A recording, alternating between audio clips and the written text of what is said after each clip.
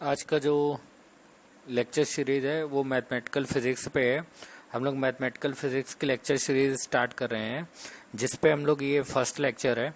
आज से वेक्टर्स पे लेक्चर सीरीज स्टार्ट हो रही है, जिसमें कोऑर्डिनेट सिस्टम आज हम लोग देखेंगे डिफरेंट और फिर वेक्टर्स स्टार्ट करते हैं आज।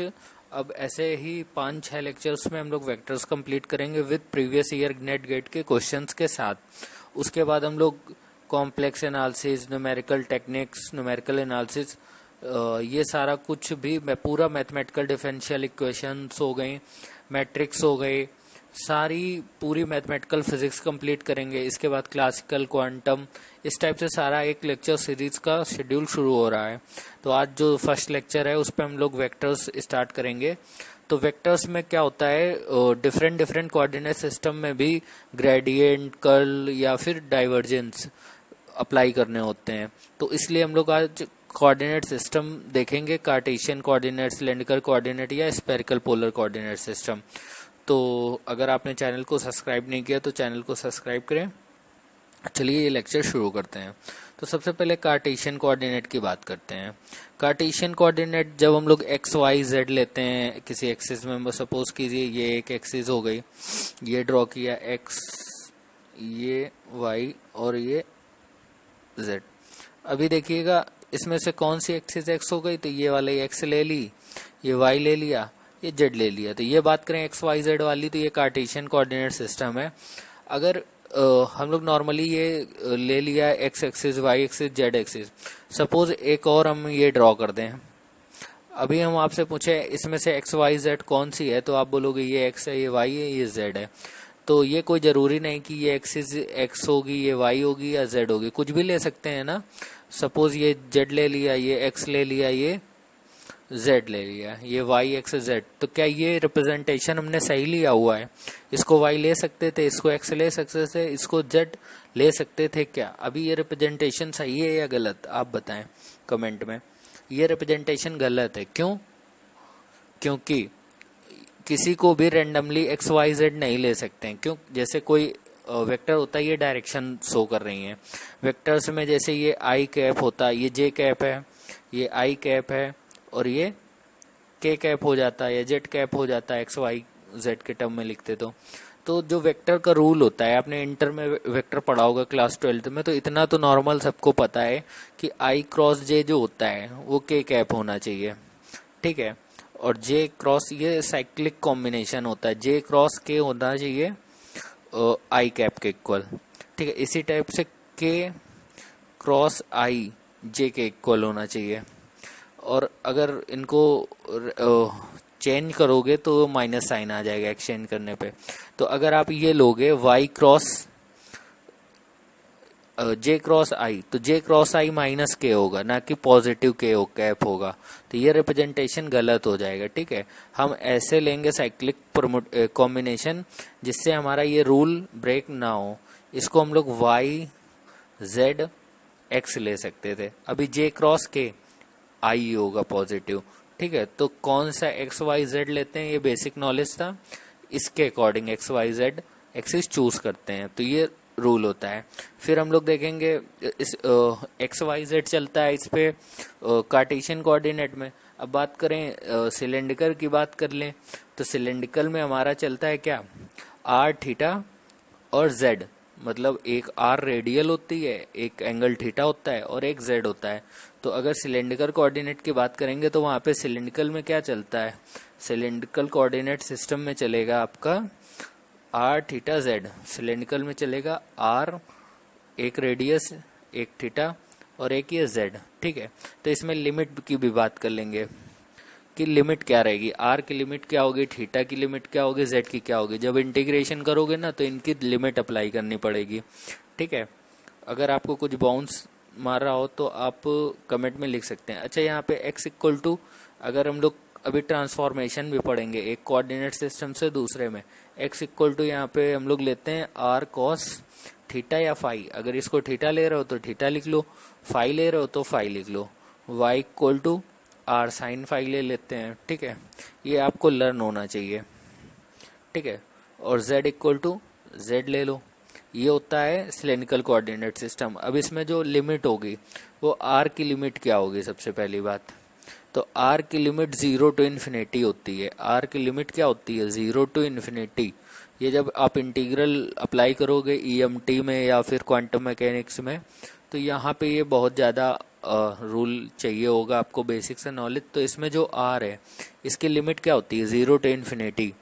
और यहाँ पे जो z है इसकी लिमिट क्या होती है, तो z की लिमिट क्या होती है, माइनस इन्फिनिटी से प्लस इन्फिनिटी। z की लिमिट होती है माइनस इन्फिनिटी से प्लस इन्फिनिटी की, ठीक है।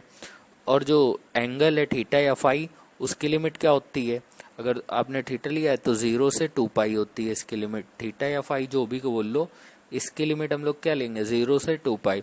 आर की वैल्यू क्या होगी, आर की वैल्यू होती है under root x square plus y square.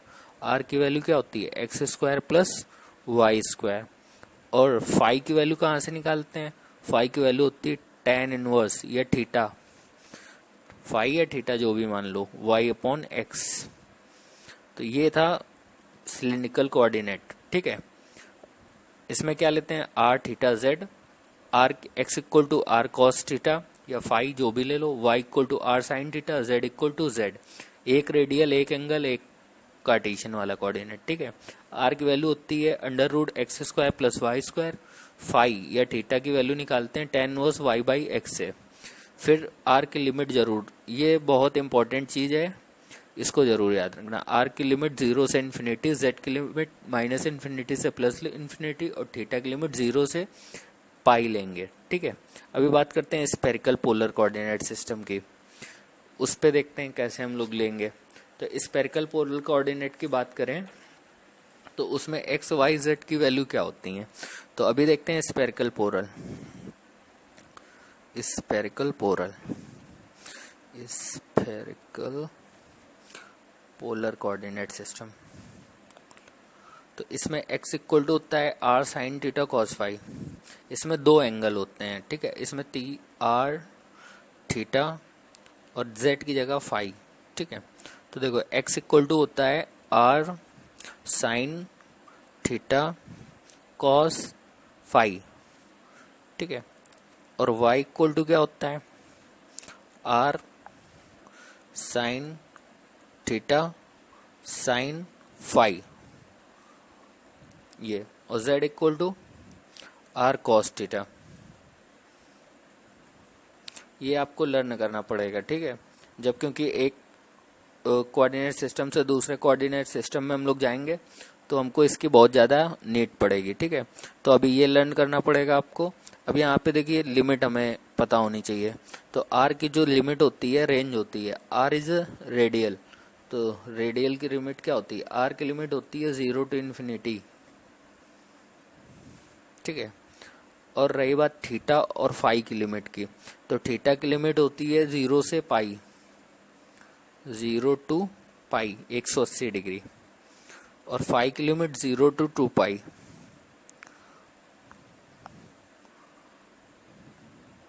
तो ये आपको, अब यहाँ पे r की वैल्यू कैसे निकालेंगे, तो यहाँ r की वैल्यू जो हम लोग निकालेंगे वो under root x square plus y square plus z square निकल के आएगा। ये आपको लर्न होना चाहिए अगर आप गेट नेट की प्रिपरेशन कर रहे हैं, ठीक है, क्योंकि वहाँ पे इतना टाइम नहीं होता। X square y square z square. अभी थीटा की वैल्यू हम लोग कैसे फाइंड आउट करेंगे, तो पेज को स्क्रॉल करके थोड़ा ऊपर करते हैं, फिर लिखते हैं जो हम लोग वैल्यू निकालेंगे किसकी, थीटा की। तो थीटा की वैल्यू अगर सॉल्व करोगे, आप डेविड जे ग्रिफिथ की बुक जाके देख सकते हैं, उसमें ये सारा कुछ डिटेल में सॉल्व किया गया है। अभी मैं यहाँ पे वो सब नेट के गेट की प्रिपरेशन के लिए आपको डिटेल में आना ज़रूरी नहीं है। अगर आप पढ़ना चाहते हैं डिटेल में तो वहाँ से पढ़ सकते हैं। अभी आप ये लर्न कर लोगे तो भी आप क्वेश्चन बना लोगे बहुत आराम से गेट में। तो z बाई आर होता है थीटा निकालने के लिए। फाई की लिमिट tan इनवर्स, आप नोट्स भी बना सकते हैं इससे, tan inverse y by x, इससे क्विक रिवीजन हो जाएगा। फाई की वैल्यू ऐसे फाइंड आउट कर लेंगे, ठीक है। तो अभी हमने क्विक देखा कि स्फेरिकल पोलर कोऑर्डिनेट में क्या करना है, कितनी लिमिट होती है, और सिलेंड्रिकल में क्या होता है, और कार्टेशियन कोऑर्डिनेट में क्या होता है। तो स्फेरिकल पोलर में r थीटा फाई होता है, मतलब एक रेडियल दो एंगल, और एक्स वाई जेड अगर चेंज करें तो x इक्वल टू आएगा r sine theta cos phi, y equal to r sine theta sine phi, z equal to r cos theta. R की लिमिट होती है 0 से इन्फिनिटी, थीटा की लिमिट होगी 0 से पाई और फाई की लिमिट होगी 0 से 2 पाई। आर की वैल्यू निकालेंगे तो under root x square plus y square plus z square आएगा। Theta equal to cos inverse z by r आएगा। Phi equal to tan inverse y by x आएगा। ठीक है, सिलेंड्रिकल की हमने बात की थी, तो सिलेंड्रिकल कोऑर्डिनेट में आया था आर थीटा जेड होता है, x equal to r cos theta, y equal to r sine theta, z equal to z. X r की वैल्यू निकालोगे under root x square plus y square, phi की value tan inverse y by x आएगी। R की limit 0 से infinity, z की limit minus infinity से plus infinity, theta की limit 0 से 2 पाई होती है। और हमने देखा था एक्स वाई जेड कैसे लेते हैं, तो ये जो रूल लगाते हैं हम लोग आई क्रॉस जे इक्वल टू के, ये साइक्लिक जो रूल है यही अप्लाई होता है। इसी से हम लोग क्या करते हैं, एक्स वाई जेड किसको लेना है ये डिसाइड करते हैं। ठीक है, अभी हम लोग फिर से रिटर्न लेते हैं और पहुंचते हैं वेक्टर्स में। तो अभी हमें वेक्टर्स में क्या क्या पढ़ना है ये देखते हैं। तो सीधी सी बात, वेक्टर्स में हम लोग देखते हैं कि हमें वेक्टर्स में ग्रेडियंट निकालना, डाइवर्जेंट निकालना, कर्व निकालना, लाप्लास निकालना, लाप्लासियन निकालना, ये सब सीखना है। ठीक है, डिफरेंट डिफरेंट कोऑर्डिनेट सिस्टम में। उसके बाद हम लोगों को पढ़ना है Gauss divergence theorem, gradient theorem, ये सब थ्योरम भी पढ़नी है। ठीक है, स्टोक्स थ्योरम, गॉस थ्योरम, इन सब पे बेस्ड क्वेश्चन नेट और गेट में काफी आते हैं। और किसी वेक्टर का यूनिट वेक्टर निकालना ये भी सीखना है हमको। तो चलिए शुरू करते हैं। तो सबसे पहले देखते हैं ग्रेडियंट निकालना। ग्रेडियंट क्या होता है किसी का, ठीक है, ग्रेडियंट। अच्छा, जैसे ये सपोज कीजिए एक वेक्टर ए है, ए ये कोई गिवन वेक्टर है। ठीक है, तो इसका ग्रेड को रिप्रेजेंट करेंगे ग्रेड ए। ठीक है, ये जो वेक्टर होगा इसको हम लोग ग्रेड बोलेंगे ये। ठीक है, तो ग्रेडियंट एक्चुअल में फिजिकल मीनिंग क्या होता है ग्रेडियंट का? ग्रेडियंट ये रिप्रेजेंट करता है कि किसी वेक्टर में किस डायरेक्शन में मैक्सिमम चेंज हुआ है। ये कौन रिप्रेजेंट करता है? ग्रेडियंट रिप्रेजेंट करता है। ग्रेडियंट क्या रिप्रेजेंट करता है? ग्रेडियंट रिप्रेजेंट करता है direction along which where is max change in the function. Gradient represent direction along which where is max change in the function. तो ग्रेडियंट क्या रिप्रेजेंट करता है? ये इंटरव्यू में काफी पूछा जाता है कि फिजिकल सिग्निफिकेंस बताइए ग्रेडियंट का। तो direction along which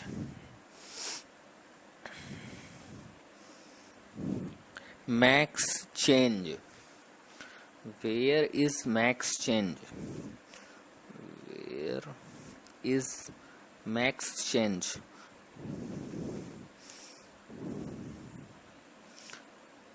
in the function। ये आप लोग नोट्स बना के लिख सकते हैं। ये रिप्रेजेंट है फिजिकल सिग्निफिकेंस है ग्रेडियंट का। ग्रेडियंट रिप्रेजेंट करता है where is maximum change in the function, direction, वो डायरेक्शन जहाँ सबसे ज्यादा फंक्शन चेंज हुआ है। ठीक है, अगर हम लोग ग्रेड का मॉड ले लें, किसी फंक्शन के ग्रेड का मॉड ले लें, ये सपोज एक इसका मॉड ले लिया, तो अब ये क्या रिप्रेजेंट कर रहा? अब ये रिप्रेजेंट कर रहा स्लोप ऑफ द टेंजेंट। अभी ये क्या रिप्रेजेंट कर रहा? Slope of the tangent. अभी ये रिप्रेजेंट कर रहा है स्लोप ऑफ द टेंजेंट। ठीक है, इस फंक्शन के टेंजेंट ड्रॉ किया जाए तो उसका जो स्लोप होगा वो ये, और ग्रेडियंट का अगर मॉडल लो तो रिप्रेजेंट करता है। अदरवाइज ये क्या रिप्रेजेंट करता है? Direction along which where is max change. तो ये था फिजिकल सिग्निफिकेंस ग्रेडियंट का। अभी ग्रेडियंट फाइंड आउट कैसे करेंगे किसी का, वो देखते हैं हम लोग। ग्रेडियंट किसी फंक्शन का कैलकुलेट कैसे करेंगे जो कि एग्जाम में पूछा जाता है, वो देखते हैं हम लोग। तो देखिए, सबसे पहले ग्रेडियंट का फॉर्मूला कार्टेशियन कोऑर्डिनेट के लिए देखते हैं। तो ग्रेड का जो फॉर्मूला होता है डेल, सपोज एफ है ये फंक्शन हमारा। ठीक है, तो इसका जो फॉर्मूला होता है del f upon del x x cap plus del f upon del y ये डेवर है, y cap plus del f upon del z, z cap, sorry, ये रिप्रेजेंट करता है ग्रेडियंट का फॉर्मूला कार्टेशियन कोऑर्डिनेट के लिए। यहाँ पे हम लोग किसी फंक्शन f का ग्रेडियंट फाइंड आउट कर लेंगे जब वो कार्टेशियन कोऑर्डिनेट में गिवन हो। अगर स्फेरिकल पोलर में गिवन हो तो फिर क्या होगा फॉर्मूला, ये कार्टेशियन कोऑर्डिनेट के लिए था, ठीक है। इसको नंबर 1 डाल दो। नंबर 2 देखते हैं स्फेरिकल पोलर कोऑर्डिनेट के लिए। स्फेरिकल पोलर के लिए ग्रेडियंट कैसे फाइंड आउट करते हैं, तो सबसे पहले स्फेरिकल पोलर के लिए देख लेते हैं। तो स्फेरिकल पोलर के लिए ग्रेडियंट का फॉर्मूला होता है डेल एफ इक्वल टू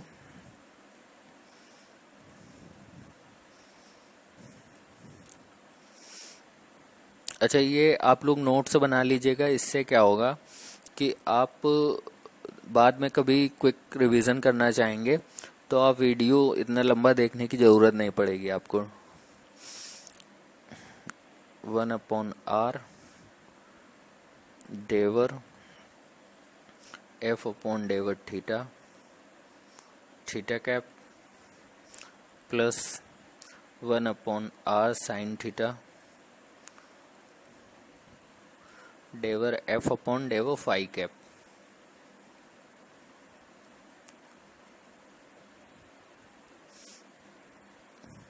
अभी ये किस कोऑर्डिनेट सिस्टम के लिए हम लोग फॉर्मूला फाइंड आउट किए हैं। ये फॉर्मूला है हम लोगों का स्फेरिकल पोलर कोऑर्डिनेट। जब स्फेरिकल पोलर कोऑर्डिनेट में कोई वेक्टर गिवन हो जिसमें r थीटा फाई का टर्म हो वेक्टर, ये पहचानने की ट्रिक है। r थीटा फाई के टर्म में अगर वेक्टर एक्सप्रेस किया जा रहा तो वहां पे हम लोग स्फेरिकल पोलर कोऑर्डिनेट का फॉर्मूला लगाएंगे ग्रेडियंट का, ग्रेडियंट फाइंड आउट करने के लिए। तो वहां पे ये फॉर्मूला लगेगा del f by del r, r cap plus 1/r del f by del theta, theta cap plus 1/r sine theta del f by del phi, phi cap. इससे हम लोग फाइंड आउट करेंगे ग्रेडियंट। अगर हमें तीसरा देखिए cylindrical coordinate में given हो तो हम लोग ग्रेडियंट का फॉर्मूला क्या यूज करेंगे। सिलिंड्रिकल कोऑर्डिनेट के केस में वहां पे ग्रेडियंट का फॉर्मूला क्या होगा, सभी के लिए अलग अलग होता है। हर कोऑर्डिनेट में ग्रेडियंट का फॉर्मूला जो होगा वो अलग अलग होता है, ठीक है। तो अभी देखते हैं हम लोग कि ग्रेडियंट उस केस में क्या होगा जब हमें सिलिंड्रिकल कोऑर्डिनेट गिवन होगा। तो वहां पे जो फॉर्मूला होगा del f upon del r, r cap plus 1/r del f by del phi, phi cap plus del f upon del z, z cap. तब हम लोग ये फॉर्मूला यूज करेंगे जब हमें जो कोऑर्डिनेट दिया होगा किसी गिवन वेक्टर का वो सिलिंड्रिकल कोऑर्डिनेट में गिवन हो। वहां पे del f by del r, r phi z का टर्म दिया होगा अगर, तब हम लोग क्या करेंगे, ये वाला सिलिंड्रिकल कोऑर्डिनेट सिस्टम का फॉर्मूला लगाएंगे। तो अगर हमें जो गिवन वेक्टर है वो कार्टेशियन में दिया गया तो ये फॉर्मूला लगा देंगे हम लोग यहाँ पे, इसका यूज करके ग्रेडियंट फाइंड आउट कर लेंगे। अगर स्फेरिकल पोलर में दिया तो ये वाला दूसरे नंबर का फॉर्मूला लगा देंगे। अगर सिलिंड्रिकल कोऑर्डिनेट में दिया तो ये वाला। पहचानेंगे कैसे कि कौन वाले में दिया है, तो जब सिलिंड्रिकल कोऑर्डिनेट में गिवन होगा वेक्टर तो आर फाई और जेड का फंक्शन होगा गिवन वेक्टर, और जबकि स्फेरिकल पोलर में गिवन होगा तो r phi, r theta phi इस टर्म में एक्सप्रेस होगा, और कार्टेशियन में एक्स वाई जेड में वेक्टर एक्सप्रेस होगा। तो आप इस टाइप से पहचान के इनमें से कोई भी फॉर्मूला जो लगे वो लगा के ग्रेडियंट फाइंड आउट कर लेंगे। अब सपोज करो हम एक वेक्टर लेते हैं, उसका ग्रेडियंट फाइंड आउट करके देखते हैं कि उसका ग्रेडियंट क्या आएगा, ठीक है। तो कोई भी वेक्टर देखते हैं जो, अच्छा ये क्या है, स्केलर फंक्शन दिया जाएगा, उसका ही ग्रेडियंट आपसे पूछा जाएगा, ठीक है। तो देखते हैं हम लोग किसी एक एग्जाम्पल को। तो देखिए, क्योंकि बिना एग्जाम्पल के समझ में नहीं आता हम लोग क्या कर रहे हैं। तो सपोज ये एग्जाम्पल है v equal to x square y cube z की पावर 4। अभी बताओ ये वेक्टर जो गिवन है किस कोऑर्डिनेट सिस्टम में, कार्टेशियन में। तो इसके लिए हम लोग फॉर्मूला लगाएंगे del f by del x, del v by del x x cap, del v by del y y cap plus del v by del z z cap. मतलब ये वाला formula del v equal to del v by del x x cap, del v by del y y cap और del v by del z z cap. इस फॉर्मूले को apply करके हम लोग इसका फाइंड आउट कर सकते हैं ग्रेडियंट। तो अभी देखो नेक्स्ट स्टेप में क्या करेंगे, डेवर बाई डेवर एक्स और वी का एक्स के रिस्पेक्ट में करोगे तो 2x आएगा। अभी हम लोग कर चुके हैं, तो डी बाई डी एक्स जब करोगे तो ये हटा लो, क्योंकि हमने तो ओरली कर लिया, तो ये चीज़ हटा लेते हैं, डायरेक्ट आ जाएगा हमारा। तो यहाँ पे हमें मिल जाएगा 2x एक्स कैप। यहाँ पे जब करोगे डेवर वी बाई डेवर वाई तो 3y स्क्वायर आ जाएगा और y कैप आ जाएगा, प्लस यहाँ पे करोगे 4z क्यूब आ जाएगा और z कैप। ये मिल गया हमको ग्रेडियंट ऑफ v, जो कि कार्टेशियन कोऑर्डिनेट में था। अब किसी पॉइंट में अगर पूछ दे तो वैल्यू रख देना, तो उस पॉइंट पे एक्स वाई जेड की वैल्यू गिवन होगी, वो पुट करके वैल्यू फाइंड आउट कर लोगे। अच्छा, एक हम तुम्हें दे रहे हैं, वो आप अपने आप से करिएगा और फिर उसका आंसर कमेंट में बताइएगा क्या आया, तो उससे हम लोग देखेंगे कि आपको कितना प्रैक्टिस हुआ है। तो ये है question, v equal to minus k cos theta upon r square. ये आपको करना है। सबसे पहली बात, ये किस कोऑर्डिनेट सिस्टम का है, तो ये बताओ। आर दिया है, एक एंगल दिया है, तो ये आप चाहो तो एक एंगल एक रेडियल दिया है, कार्टेशियन सिलेंड्रिकल से कर लो, चाहे स्फेरिकल पोलर से कर लो, ठीक है। अभी दूसरा सिंपल देते हैं, v equal to x square y cube z की पावर 4। इसका भी आपको करना है और आंसर कमेंट में बताना है, ठीक है। तो नेक्स्ट वीडियो में हम लोग देखेंगे डाइवर्जेंस और उसके साथ साथ कर्ल, ठीक है। अगर आपको लेक्चर पसंद आ रहा तो आप चैनल को सब्सक्राइब कीजिए, वीडियो को लाइक कीजिए और अपना अनुभव कमेंट में बता सकते हैं कि आपको किस टाइप के वीडियो चाहिए। तब तक के लिए बाय, अपना ध्यान रखिएगा और स्वस्थ रहिएगा और गेट की प्रिपरेशन करते रहिएगा। गेट के फॉर्म आने वाले हैं, ठीक है। बाय।